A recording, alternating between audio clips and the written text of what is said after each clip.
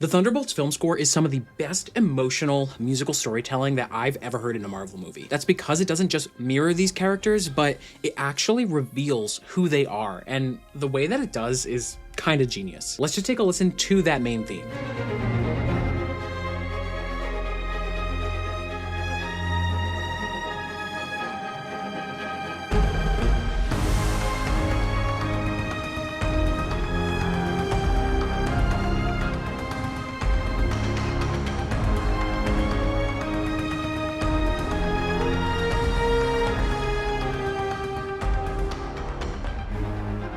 It is so good. The score works so well because Sun Lux, the composers of the film, just have this unconventional and experimental approach to how they want their music to represent these core themes of mental health and trauma, but also finding unexpected connection and a path for redemption. And I think in doing so, these composers were able to capture just the heart and soul of the Thunderbolts themselves. Now, it's important to point out that the Thunderbolts, it's not your typical superhero movie, right? There are no clear-cut heroes. You know, somehow at some point along the line, what should have been their strengths became their vices.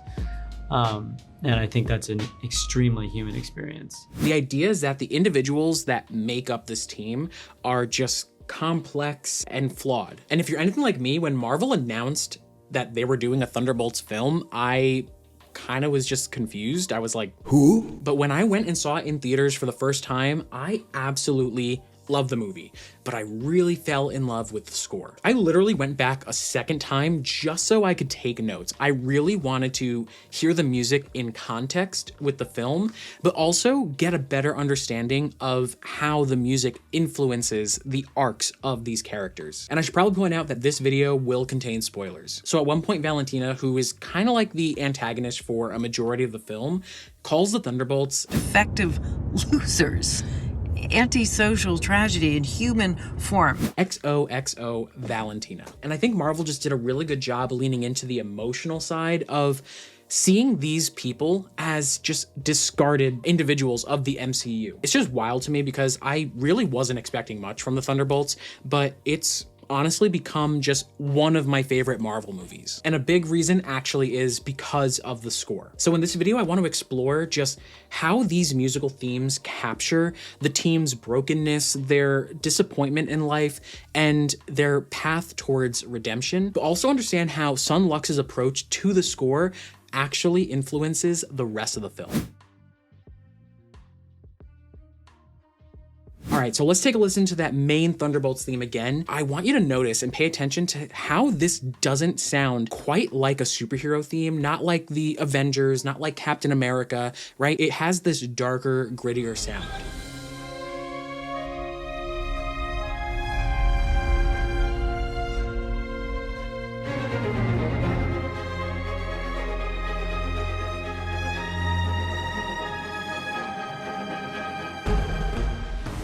If we just listen to that theme alone, it has this beautiful rising and falling arc to it.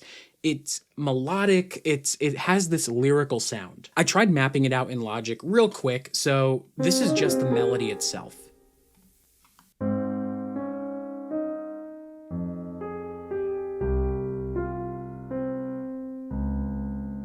And then it rises again.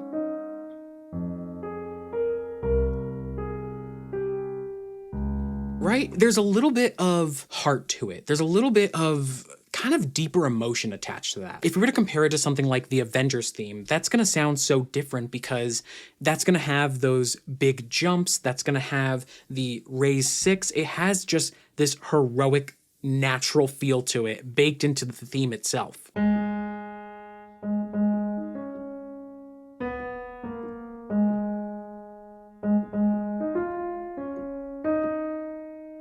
But looking deeper at the melody of this Thunderbolts theme, right, we have a bunch of dotted quarter notes. We have a lot of answering phrases kind of on the offbeat of things. There's almost a sense of longing that is consistent throughout the theme, but also the entire score. Now let's listen to the beginning of the piece and see how it compares to something like the Avengers theme.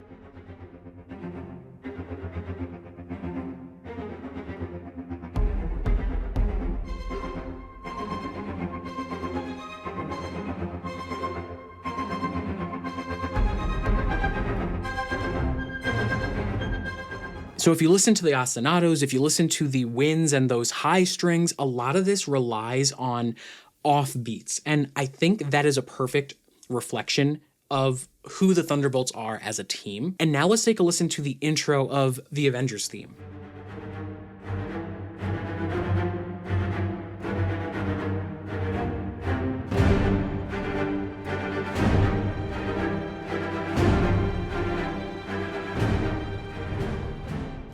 Already, I think there's a clear difference. The Avengers rely on emphasis on the downbeats.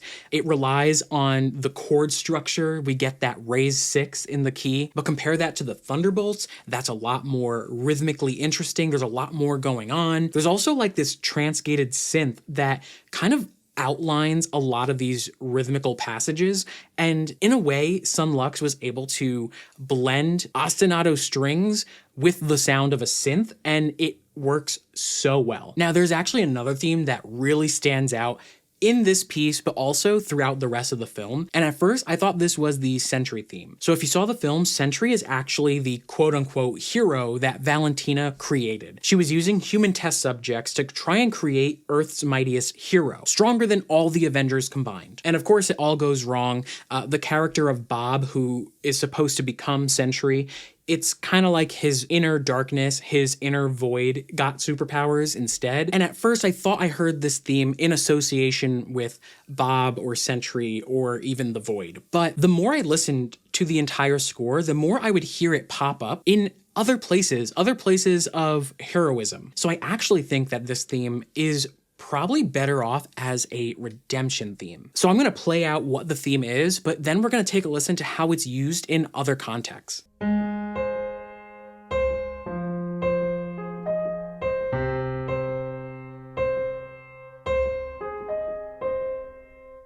Now, you hear that idea kind of throughout the film, but you really notice it during Bob's first flight scene.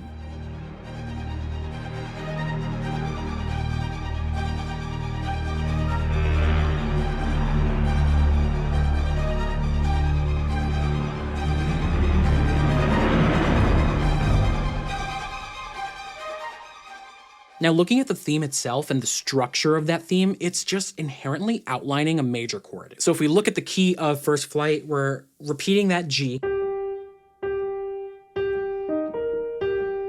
right? And that's all we really get. But if we look at the context of the scene, this is when the Thunderbolts are trying to escape unnoticed, but they were stopped, right? But the character of Bob wants to do something heroic, wants to redeem himself. He runs out and causes a distraction so that the rest of the team can escape. Unfortunately, Bob is taken down, and I think the Void kind of rises back up. And I think First Flight is supposed to represent Bob's act of redemption, trying to redeem himself, but his inner darkness is kind of taking over. And that's why we get these crazy seventh note harmonies on top of the theme itself. That's why we get this flurry of strings. It really feels like this whirlwind happening around us, bringing us up higher and higher along with Bob. And in a way, I think hearing that theme in all of this chaos is kind of like a message that, yeah, the Void is here, he's kind of taking over, but Bob is still in there somewhere. And another thing that kind of led me to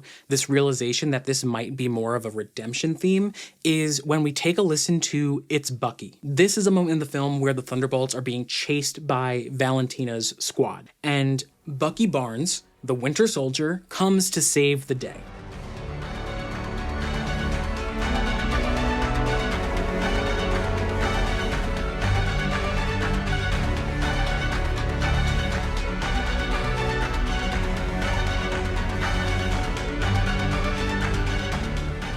This redemption theme is so prominent. It's so bold. This is probably the most heroic sound we get in the entire film. But thinking more into this, it actually makes a lot of sense that we hear this big bombastic sound with this theme in particular, with the character of Bucky, because he's already gone through his own redemption arc in The Falcon and Winter Soldier. So I think it makes a ton of sense to have that particular theme kind of stand and shine on its own specifically for this character's entrance. So let's actually go back to that main Thunderbolts theme again and listen for this redemption theme.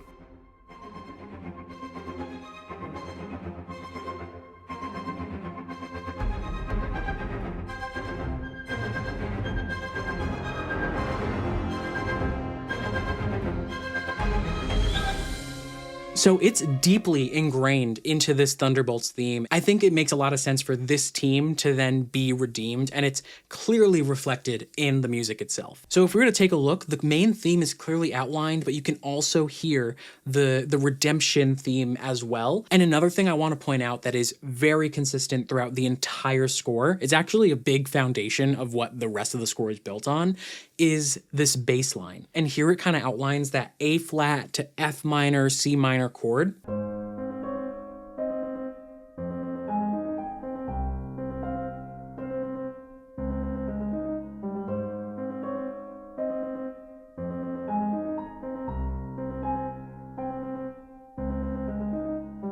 And notice that every other note of the bass line is kind of on this upbeat, and I think it really solidifies that, yes, this is a foundational part of the team, but it also is kind of unsteady a little bit. Actually, if we were to take a listen to It's Bucky Again, it doesn't really outline the Thunderbolts theme. I don't think it's necessarily deserved at that moment, but we definitely hear the brass take on that bass line.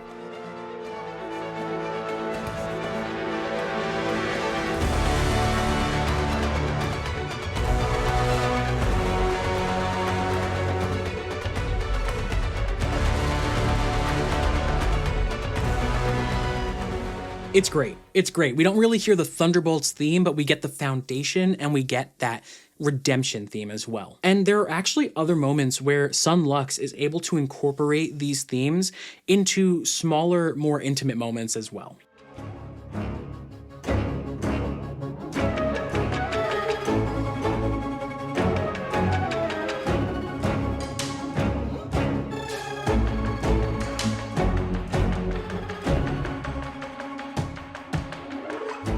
What I love about that bass line used in other contexts as well is that it's been reharmonized. So before, for the sake of continuity and just what I've been playing so far, let's go back to that A flat, right? So the A flat that we start on is kind of like the one of the chord, and it's in a major key.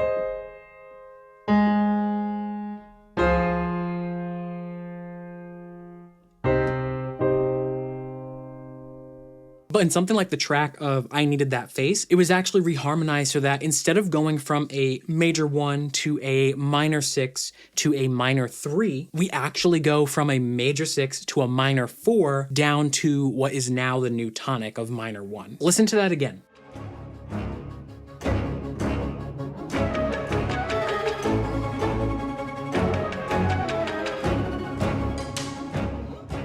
Now, combining these musical themes together, you get something that is definitely darker than maybe what you'd get with the Avengers, but in a way it still sounds hopeful. And I think that's because a lot of these themes rely on major chords, but it also heavily leans into its relative minor. So if we were in the key of A flat major, right? That's the top of the bass line. The heroic theme, it always starts on that third, the C.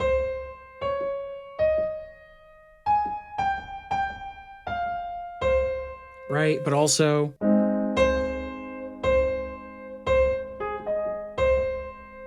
it outlines these happier moments, but it also isn't afraid to lean into the relative minor, so the F minor as well.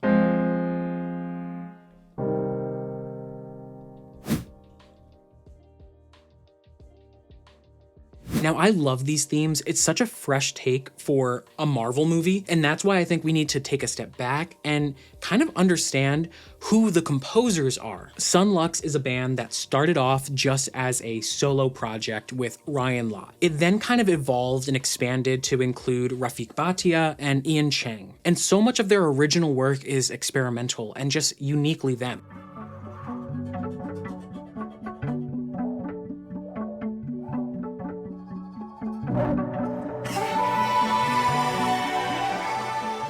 And believe it or not, this is only their second big film score together, with their first being Everything Everywhere All at Once, and you might recognize them as being Oscar nominated. Hearing the themes of intergenerational trauma, Right. of immigrant family dynamics, of ADD, mental health, all these things that are represented in a new way in this film, that's the award for us. Right. This Right. is all amazing, but we're so just grateful to have been a part of it. And I think that says a lot about the trust that Marvel had in its director, Jake Schreier, but also how much trust Jake had in having Sun Lux. They were brought on because Marvel specifically wanted a different sound. For music, I know that Jake was looking to kind of to bring something fresh to the universe through the sound. They were specifically trying to make a movie that wasn't something that we've already seen before. The Thunderbolts as a film and as a team, they needed to be more grounded. They needed to be more relatable, not these high and mighty superheroes that we've seen with the Avengers, but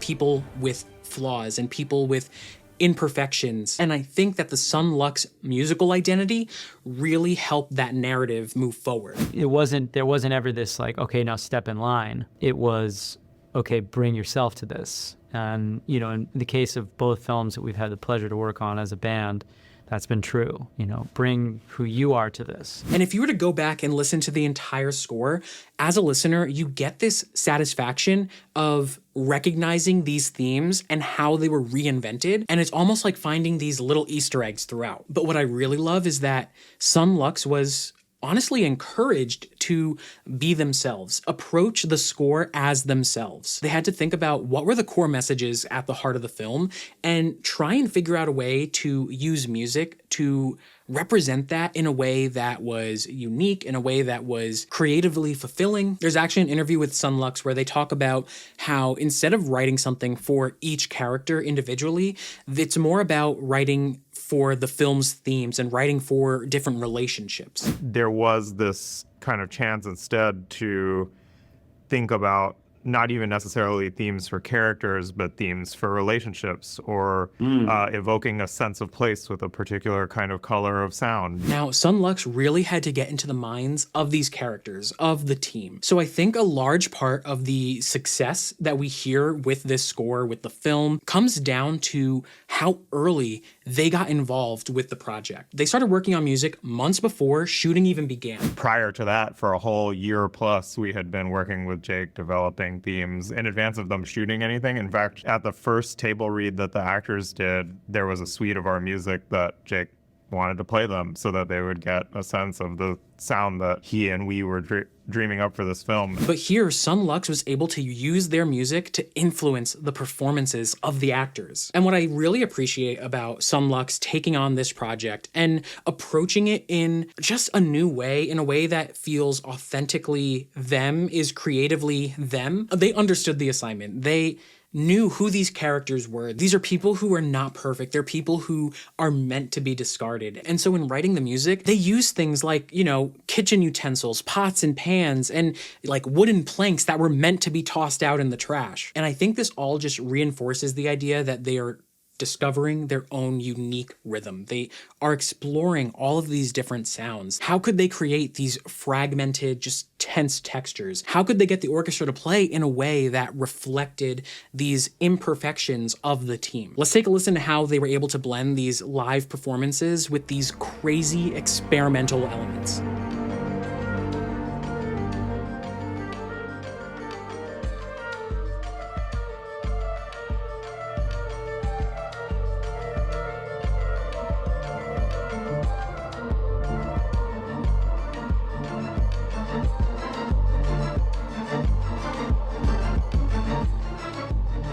The way that they use the woodwinds in such a beautiful, intimate way while also creating this like hybrid, like pulsing sound is just a testament to how much exploration they did in the process of making this score. And this idea of exploration actually brings me to the sponsor of this video. As composers, we're usually looking for a distinctive sound, the ones that define a mood or bring us to a specific time and place. Now, I've been spending some time with the brand new Ancient Kingdom library from East West Sounds. If you're trying to create these authentic ancient worlds or layer in these textures to your music, then you're definitely gonna wanna check out this library. It's built around a collection of beautiful rare wind instruments, all performed by Salius Petrakis.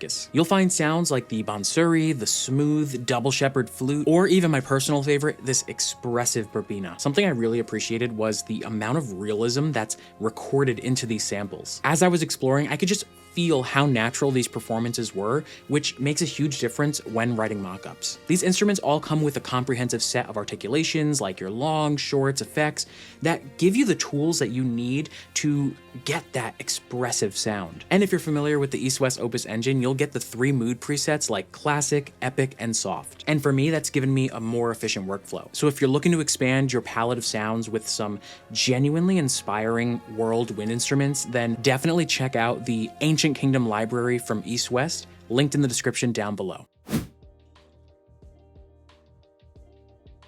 And one thing I wasn't expecting from the Thunderbolts was how well it approached these big topics like your mental health and trauma and dealing with loss or regret. These 2 films that we've had the privilege to do have in common is ultimately a very core fragility to our humanity, and that we need each other. And that's the kind of for sure, that's the kind of message we need right now.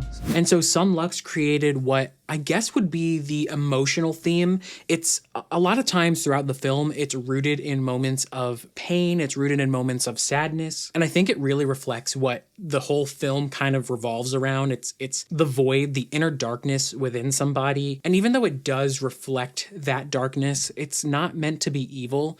It's just sad. Like, it's just meant to sound inevitable. So let's take a listen to the very end of the main Thunderbolts track.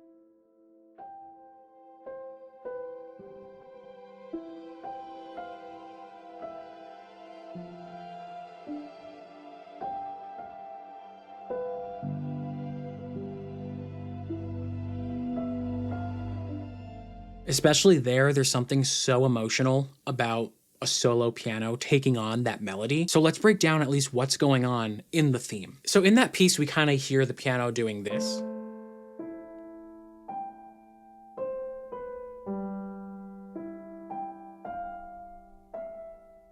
But if we take away the bells and whistles and a lot of the movement, what it's really doing is incredibly simple, but really impactful.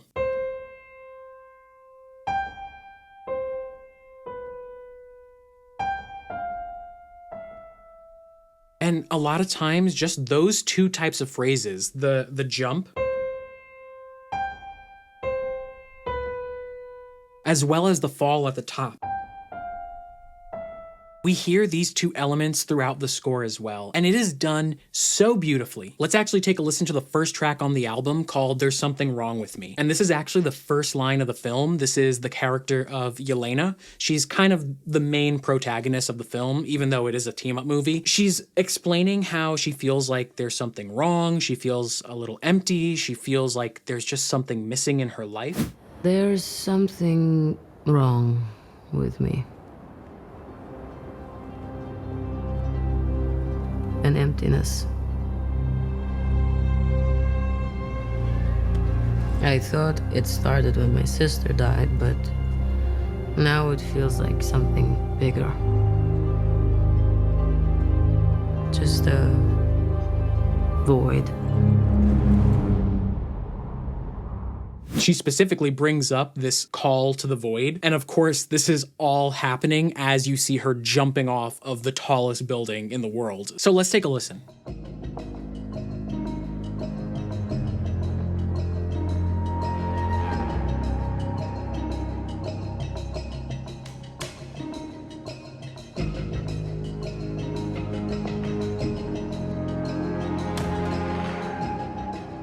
If we take a listen, a lot of that beginning portion revolves around this emotional theme. You hear a little bit of the string pizzicatos on that E flat, and very subtly in the background do we hear the little phrase,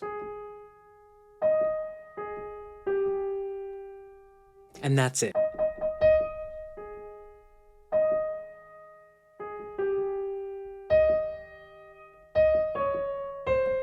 Right? You almost want it to do that if you know the theme already.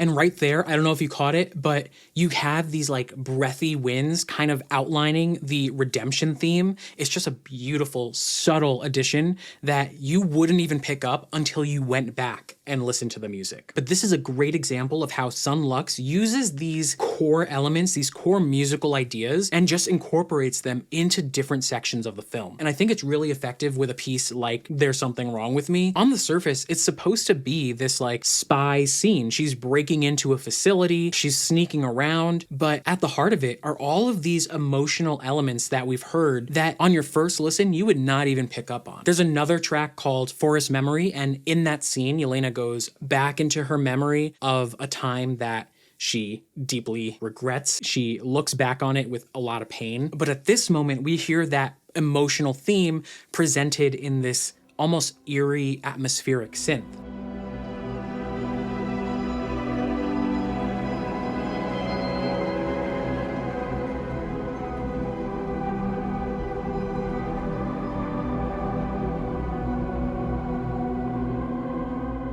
In the context of this memory, the theme goes from being emotional to something a lot darker, a lot more mysterious. We hear the theme again in a track like The Attic, and this is a part of the film that's kind of at the climax. Bob has let his inner void, his inner darkness kind of take over, and now Bob, the character, is trapped in his own terrible memory. And at this point, we really see how Bob feels useless. He feels like everything that he does, he is a failure at. And anytime he tries to do something, he just does it wrong. He always makes things worse.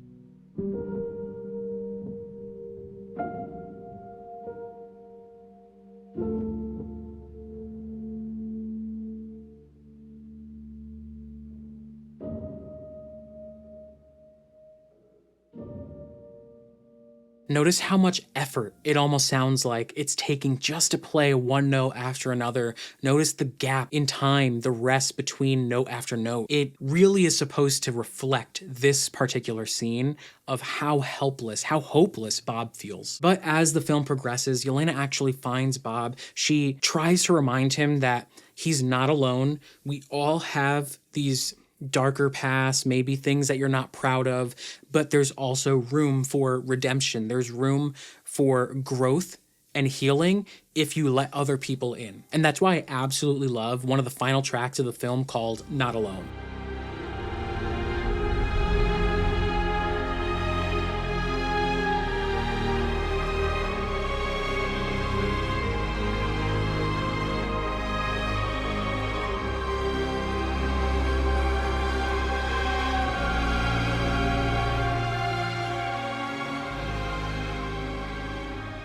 I loved how Sun Lux takes such a simple theme and turns it into this beautiful, grand, climactic moment of the film, right? You hear those high strings, you hear the low brass, you hear the trumpets come in, and this is the part of the film where Bob takes on his inner void, and I see this as the musical manifestation of knowing that, you know, through all the pain and trauma and hurt in your life, you don't have to experience this darkness alone, and that you can find support in the people that you let in. I can't tell you how many times I've listened to this score already back to back in just the past week and a half alone. I really think that Sun Lux has just done something so special with the music, enough so that it's actually one of my favorite Marvel movies now. Don't get me wrong, I love Alan Silvestri's Avengers theme. It's so iconic.